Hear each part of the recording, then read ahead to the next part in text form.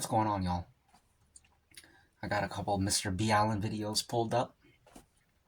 I've never seen these ones before, and I've been excited to watch them. I was gonna watch these a few days ago, but then I was like, I want to watch these with the 757 history people, so that's what we're doing now. I already ate off camera, so I'm drinking some hot coffee to settle my stomach. This one is called Never Ask This Question Unless You Want to Die. The thumbnail, you can't see it right now, but the thumbnail was some people on a ship. So I think it's a question you ask at sea. Maybe some of you already know what it is. I have no idea. Let's check it out. MrBallen, take it away. In 3, 2. Sailors are known to have lots of strange customs while out at sea. Like, some sailors believe that bananas are bad luck and so will not bring them on board their vessel, while other sailors believe it's good luck to throw one of their crew members overboard and then reel him back in before beginning a fishing trip, that somehow that will enhance your chances of catching more fish. But while a lot of these... Next time we go on a fishing trip, I'm throwing you in. It's good luck. Customs of the sea are pretty harmless and kind of goofy, there's one custom of the sea that is not at all. It is extremely serious and very, very dark. It's known simply as the delicate question, and in short, once a sailor asks this delicate question under certain circumstances, there's no going back for that crew. And today, we're going to learn about one of the most famous examples of this custom being carried out in real life. But what an intro. I'm telling you, this man's a genius. I'm totally invested now. I want to know what this question is. Any ideas? What do y'all think the question is? I have no idea. Let's see. What would be a question that the whole crew would kill me over? I don't know. Tell us, MrBallen. Before we get into today's story, if you're a fan of the strange, dark, and mysterious delivered in story format, then you come to the right place, because that's all we do, and we upload once a week. So, if that's of interest to you, please go through all the like button's social media posts and correct their spelling and grammar in the comments section. Also, please subscribe to our channel and turn on all notifications so you don't miss any of our weekly uploads. The first time I got one was 7 years ago. Somebody bought me a pair of the Sunday Performance joggers. Okay, let's get into today's story.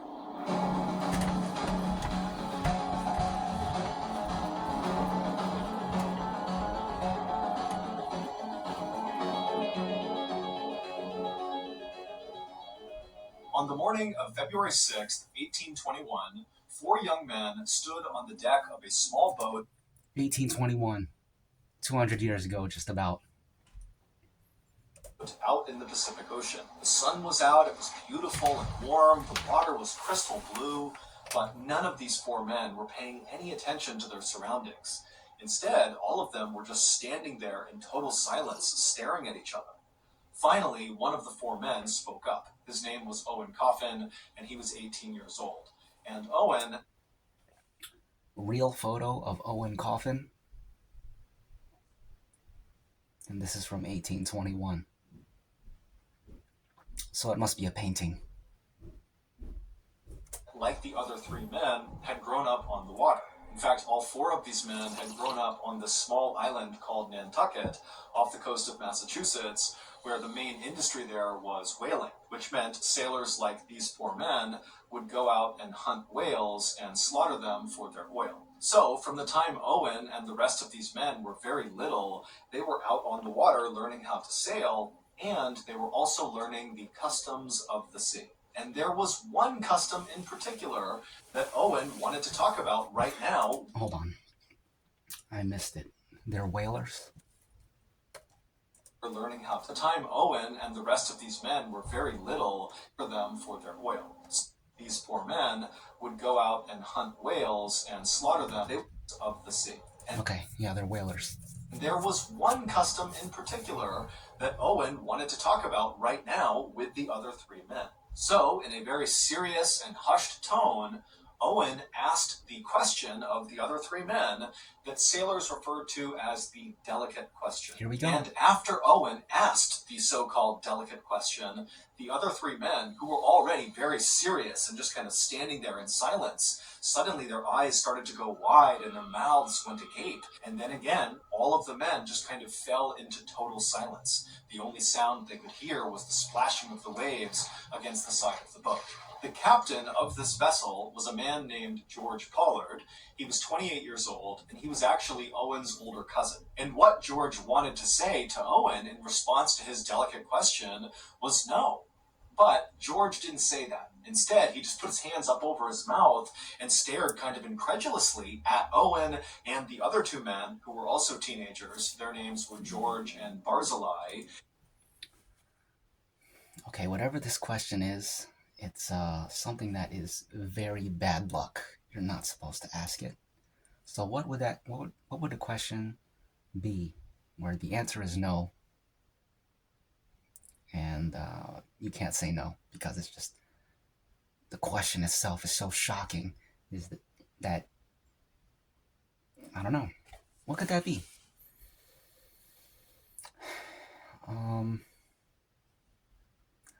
Tell us, Mr. Ballen. Mr. B. Allen.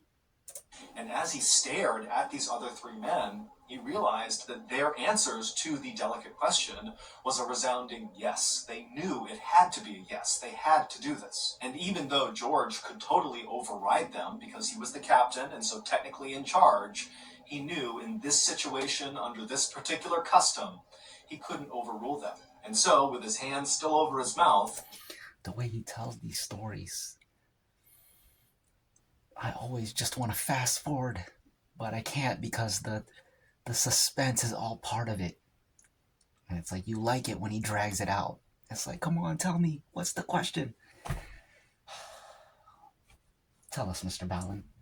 B. Allen. George just nodded a yes. Yes, let's go forward with this custom. And so, with a unanimous decision to move forward, Owen slowly reached down and pulled out the ship's logbook from underneath one of the seats behind him. And then he opened up the book and he flipped to the back pages of the logbook, which were totally blank, and he grabbed one of the pieces of paper and he ripped it out of the book. Then Owen began to rip this piece of paper into strips. First, he ripped 3 identically long pieces of paper, and he held up all 3 at the same time to show the others that these are the 3 that are the same. And each of the 3 nodded their head, yes, we see that.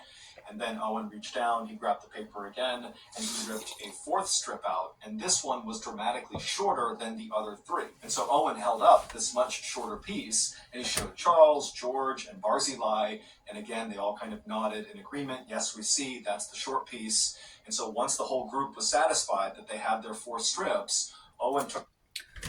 You guys ever met anyone named Barzillai? Never heard that name in my life, but sounds cool. What's going on, Barzillai? What's up, Barzillai?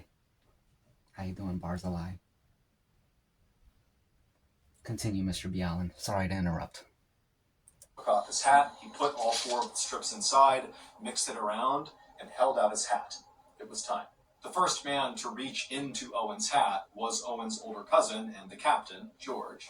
He reached in, he pulled one of the strips of paper out, closed it in his fist so he had no idea which one it was, and pulled it back and held it close to his chest. And then one by one, each of the other men did the same thing, reaching in, grabbing their strip, not looking at it, and holding it against their chest. And then once all the strips had been taken, at the exact same time...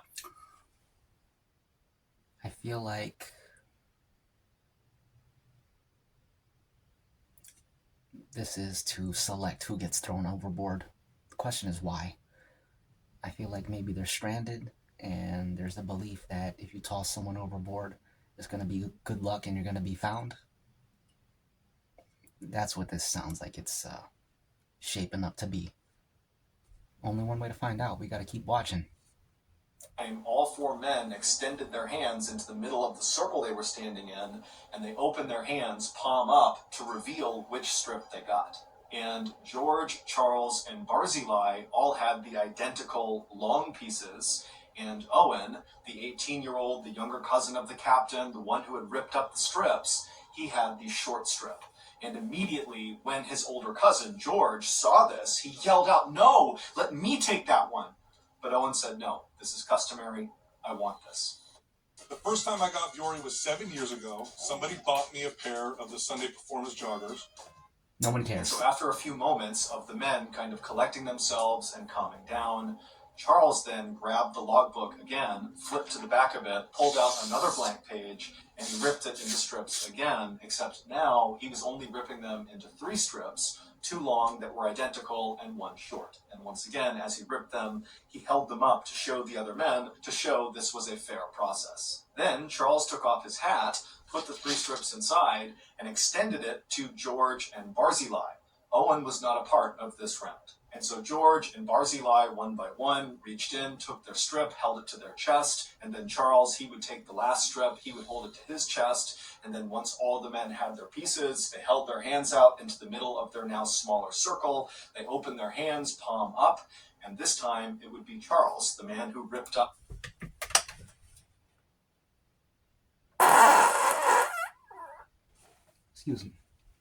this second round, who would discover he had the short strip. And as soon as Charles saw this, he threw it on the ground and he ran to the other side of the boat and began screaming, "I can't do this! I can't do it!" Meanwhile, Owen, George, and Barzillai didn't even move or flinch. They just stood there waiting for Charles to calm down, because they knew he knew this was a very important custom, and once you begin doing it, you can't just stop.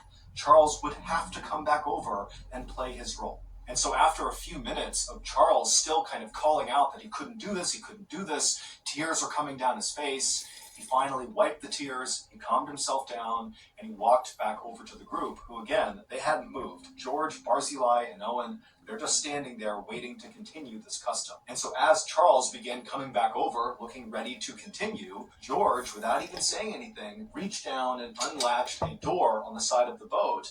He opened it up, he reached in, and he pulled out this long object that was wrapped in canvas. And then he handed this object to Charles. And then once Charles had possession of this object, Owen, the man who had first drawn the short piece of paper, said to the group, "Now it's time for a moment of silence," even though at this point none of the men were talking. But still, they formed a tight circle with Charles holding this object, and they all bowed their heads, and they just stood there in total silence. And then, once Owen raised his head, the other 3 did as well, and Owen, one by one, touched the shoulders of each of the men and reminded them that this had been a fair process. Then, without saying another word, Owen turned away from the group. He walked over to the edge of the boat, looking out over the water. He got down on his knees. He made sure his posture was good, and he looked out over the water. Owen had always loved the ocean, even though his own father had died out at sea. But this particular whaling expedition that Owen had been on, he thought went extremely well, and he was very proud of what they had all accomplished. And Owen was especially proud to be a part of this particular custom. This custom was one that so few people ever took part in, but all sailors knew about it. It was kind of like the forbidden custom. This is insane. I really want to know what's going on. I'm like so interested in this. I have no clue what's going on. I mean, like, I'm following, but I just want to know what's happening. How do y'all feel about it right now? Continue, MrBallen. And here he was playing a central role, which really required a lot of strength. And so, feeling very proud of himself, Owen, after looking out over the water for a few more moments... So this custom, I was thinking it's just like some kind of superstition thing. It seems sounds like it's an honor, some kind of sacred rite that's been around for a long time. He says all sailors know about it. Do y'all know about it? Y'all sailors out there? Tell us what's going on, MrBallen. I'm curious. He bent down and put his chin on the edge of the boat, which signaled to Charles it was time. And then once Charles saw that Owen was in position, he stepped away from George and Barzillai and walked over to Owen, carrying this object wrapped in canvas. And then once he was right behind Owen, without saying a word to him, he's cutting his head off. Why, though? The object in the canvas, it's a sword. He's laying his head on the boat because he's about to behead him, but I don't understand why. He unwrapped the object, and it was a rifle. And once the rifle was uncovered, he placed the barrel against the back of Owen's head, and then he fired a shot. And instantly, Owen slumped to the ground, dead, and Charles kind of staggered back and fell on the deck and let out this strangled scream. He couldn't believe what he had just done. It sounds like some kind of sacrifice to, sacrifice for luck, or maybe, I don't know. It sounds like it has something to do with like a whaling tradition. And I know whaling is very bloody. So maybe by shedding the blood of the crew, it somehow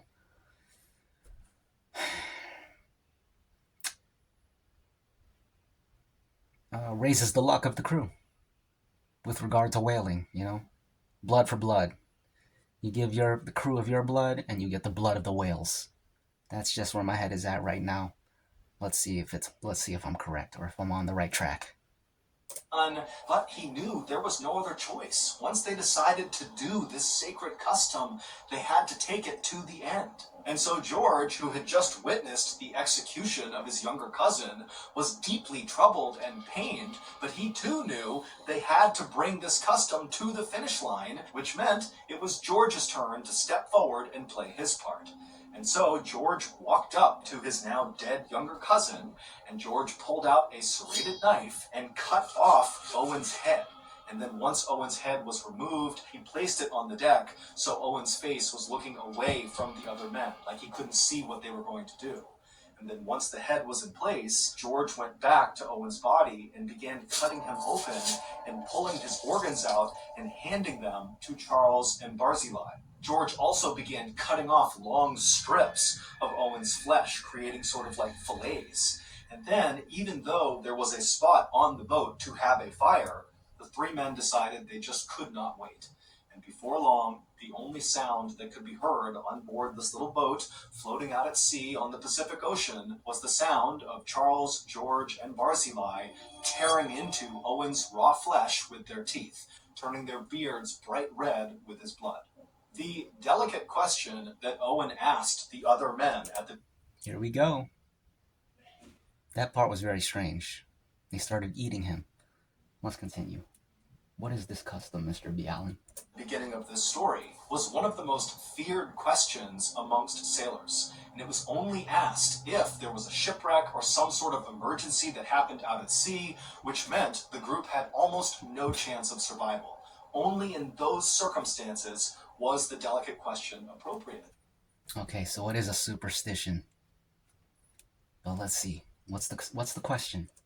And what it was, do we draw lots to determine which one of us dies so the other can eat them in order to have a better chance at survival? And so during that first round, when Owen had drawn the short strip of paper, that determined he would be the one who was murdered and eaten.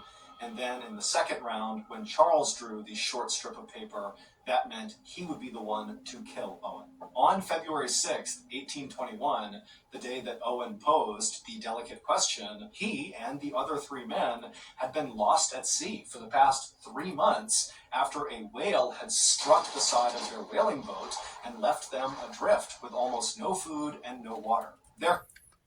Okay, so I was on the right track. I guess the whole honor part is because if you give your life, then the presumption is that you're saving the crew. So that's how that goes. But that's why you can't be believing in craziness. There had been other men on board the Essex who had died from starvation and exposure, and their bodies had been consumed by the surviving sailors until on February 6th, they were down to just these 4 men and no more bodies to eat, which is why they... I guess it's actually not a superstition because it's not for luck. It's more literal than that. They're lost at sea. They're starving. They need sustenance, so they gotta eat. And you know, there's fresh meat right here, so it's not a superstition at all. It's very practical. Interesting. They decided it was time. They had to ask the delicate question. The first time I got Viore was 7 years ago. Somebody bought me a pair of the Sunday Performance joggers. 17 days after Owen sacrificed himself so the others could eat him, another boat. They must have been really starving, because remember that point when he said there was equipment on board to, make fires and stuff? So they could have cooked them, but the reason why they ate them raw is because they were that hungry. He said there was no time, so they must have been really hungry. That's a crazy story. Continue, please. Happened to drift past the stranded Essex boat, which now only contained Charles and George. Barzillai had died of starvation 5 days after they killed Owen, and Barzillai had been eaten by George and Charles as well. And as this other... That's a little surprising to me. I feel like a grown man, I feel like that's a lot of meat.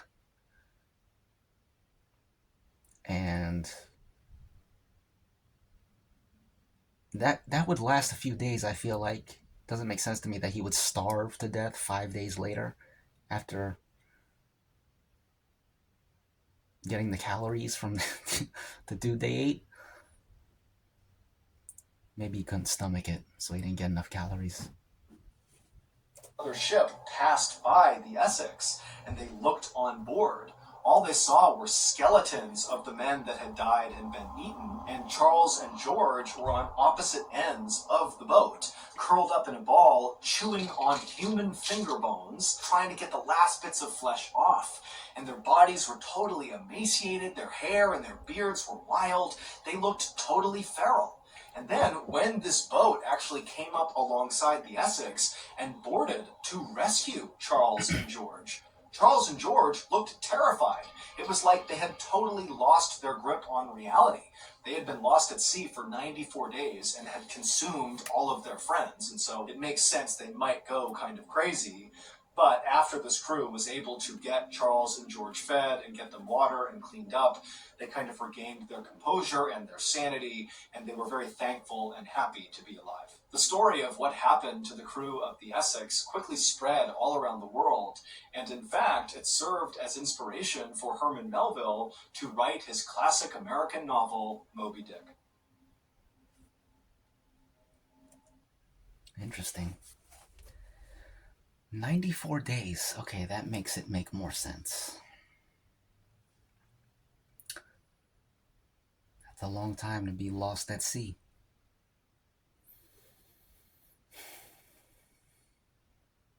You want to watch another one? I do. This is the highly disturbing case of the SS Ourang Medan. Challenges our beliefs about facing certain doom. Okay. Tell us about it, MrBallen. Maybe we can skip this intro. In 1947, or not, a disturbing distress signal was sent out kind of in all directions, like a blind distress signal from some point in the Indian Ocean. Numerous American, Dutch, and English ships, along with other international listening stations, heard this distress signal. And once they triangulated where it was coming from, they sent out a search party to go see who needed help. When they arrived on scene, they discovered something that would become one of the most famous maritime mysteries of all time. This is the story of the SS Ourang Medan. What's going on, guys? MrBallen here. I missed the year. Let's go back real quick. Distress signal. In 1947, 1947, okay. So you don't miss any of this stuff. Thank you very much. Before we get into the story, I want you guys to be looking at this through the lens of trying to decipher whether or not you believe this really happened, because there is a large percentage of people that say this is just an urban legend. However, there is a couple details that make it really hard to just write off. Number one, you have a number of international ships and listening stations that all reported hearing this same distress signal. It's a very unique distress signal that we'll get into. In addition, you have the U.S. Coast Guard in one of their, fairly credible publications published a story about this case 5 years after it happened. And then you have the fact that this case has been around since 1947. It's been 70 plus years, and no one's officially debunked it. So let's dive in. In 1947, several Dutch, American, and English ships, along with a number of listening stations, picked up the strange distress signal that was coming from somewhere in the Indian Ocean. The distress signal, which was in Morse code, went like this. An officer, including the captain, are dead, lying in chart room and bridge. Possibly whole crew dead. Then there was a burst of indecipherable Morse code, and then it ended with 2 words. I die. Then silence. One ship that heard this distress signal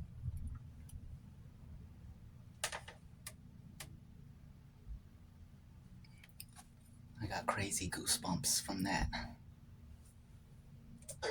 was the Silver Star. It was an American vessel that was kind of patrolling the waterways around the coast of Malaysia, and with the help of other ships in and around the Indian Ocean and some of the listening stations, they were able to triangulate the location of this distress signal. And they pinpointed a ship called the SS Ourang Medan that was located right at the end of the Strait of Malacca, which is the primary shipping lane between the Indian Ocean and the Pacific Ocean. And so this ship was basically drifting out towards the Indian Ocean. And so the first thing that the Silver Star does is they try to send a message back to the Oureng Medan. But after numerous failed attempts, the captain of the Silver Star decides that we need to go investigate because something is obviously not right here. So the Silver Star tells all the other ships in the area, along with the other listening stations, that they are going to be the search party. They're going to reroute and head for the Oureng Medan. Excuse me. Because at this point, anybody that had heard that signal is saying, like, what do we do? Like, are we going to go investigate? Are you? After a couple of hours of heading straight for the Oureng Medan, they see off in the distance this ship. From the eyes of these very experienced sailors on the Silver Star, they knew almost immediately that this ship is dead in the water. It's just drifting, which is not a good sign, especially if you combine that with the signal they got. As they get closer and closer to the ship, it becomes creepier and creepier because they're looking up, and in the bridge where the steering wheel would be, they can't make any person out. There's no one up there. There's nobody standing on the edge. I mean, they just sent this distress signal. You would think with a ship that's dead in the water that they would be lining the outside of the ship trying to signal someone down. But no, it's just quiet. No one on board, all lights off, just drifting, bobbing in the choppy waters of the Indian Ocean. And so as they get closer, they start blowing their whistle to try to attract anybody on the Oureng Medan to signal them back. They're also doing more Morse code to try to get their attention again, not being picked up. And so finally, after all these failed attempts and just the general weirdness around it, the captain of the Silver Star decides, we need to board this ship. So they board the ship, and right away on deck is a number of crew members that have passed away. They're all deceased. And the mystery really kicks in the position, the body position of all of the dead crew members. They were all on their back with their hands outstretched in front of them, as if defending themselves from some unseen assailant above them. Even strangers, they had this look of abject terror on their face, as if the final moments before they died were just excruciatingly painful and terrifying. Even the dog was in a position with its teeth bared, looking like it was growling. Not the dog. I absolutely hate that. That poor doggy. Well, that's sad. Up into the sky, all of them. And so obviously the Silver Star crew members are shocked at what they find. And they're kind of looking at each of these dead crew crew members, and they're like, what is going on? So they make their way up to the bridge, and everybody's also dead in the same position, basically fighting with some unseen assailant in their final moments before they pass. The person who had been sending out the distress signal had literally slouched over the telegraph. Like their finger was literally on the telegraph. He's the only one that was not doing this. He was on the telegraph and had passed away in that position. So they go down into the bowels of the ship. Normally, inside of a steel ship in the boiler room, it's going to be pretty hot. There's no real ventilation to speak of. Not to mention outside, it was over 100 degrees. They went down into the boiler room and down into the ship, and it was strikingly cold. Some of the crew members from the Silver Star said it felt like it might have been about 40 degrees Fahrenheit. They found more crew members also passed away, also fighting with something in the air, with that look of abject terror on their face. So all of the crew has perished in this very bizarre way. There was no overt damage to the ship. It just appeared that the engine had been turned off, but ultimately the ship had no real damage to it at all. They couldn't find anything. The crew, despite meeting a fairly unfortunate end, also had no signs of outside injury, external injury. Something had obviously caused them all to perish, but there was no injuries outside their body. In addition, all of them showed signs of rapidly decomposing. Considering they had just been tapping away that distress signal hours earlier, unless the person communicating the distress signal had been the last one alive for a long time, it doesn't really add up that they had decomposed as quickly as they had relative to when this distress signal was sent. So the captain of the Silver Star, taking into account all of the strangeness, decides not to touch any of the bodies, leave them where they are, get off the ship, tie a tow line to the Ourang Medan, and tow it in. We're going to have experts look at this and figure out what happened. And so they attach the tow line, the crew members of the Silver Star, and as soon as they begin to move it, they notice, the crew of the Silver Star, that smoke has begun billowing out of the inside of the Ourang Medan. And so, not taking any chances, they cut the tow line, and they literally jump back onto the Silver Star right as the Ourang Medan explodes. In fact, there was a quote which basically said it exploded with so much force that it was lifted out of the water entirely and then splashed back down and rapidly sank.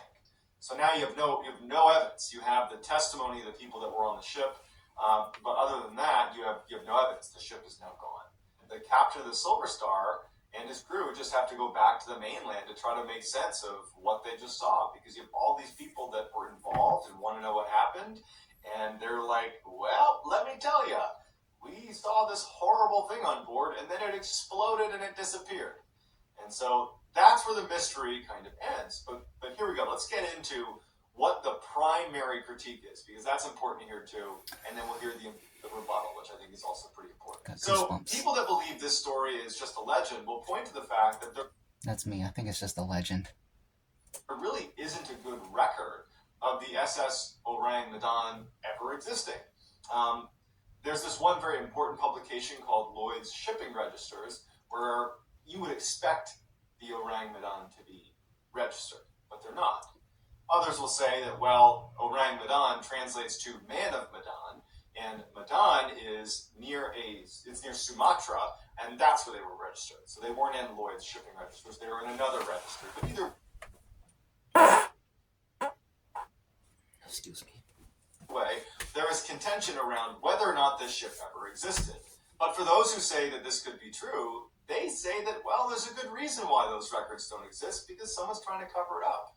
According to a German researcher who had spent decades covering the Ourang Medan case, he published in the Death Ship on the South Seas, it's a publication from 1953, that the Ourang Medan was transporting illegal materials, things like nitroglycerin and potassium cyanide. These are things used to create weapons, and there might have been a leak that led to the death of everyone on board. No physical injuries, but they passed away. And then also, after they tied that tow line, the materials could have detonated. Perhaps they detonated, that kind of thing. And so that still leads some questions, right? I mean, then how did the Silver Star crew not also get exposed to these chemicals as soon as they got there? Either way, it's a fascinating story, and I hope that you... If it is real, I would like to believe that they encountered ghosts, and the ghosts scared them all to death. Which is, creepy to think about. Like, we think about haunted houses, haunted buildings, haunted forests even. But imagine just haunted swaths of ocean space. Like, that's horrifying. Because you don't know if you're in the haunted part or not. At least, if it's a haunted house, you can see the boundaries. Okay, when I'm in the house, I'm in the haunted area. Outside of the house, maybe it's less haunted. If it's a forest, you don't go into the forest, you're good to go. No hauntings.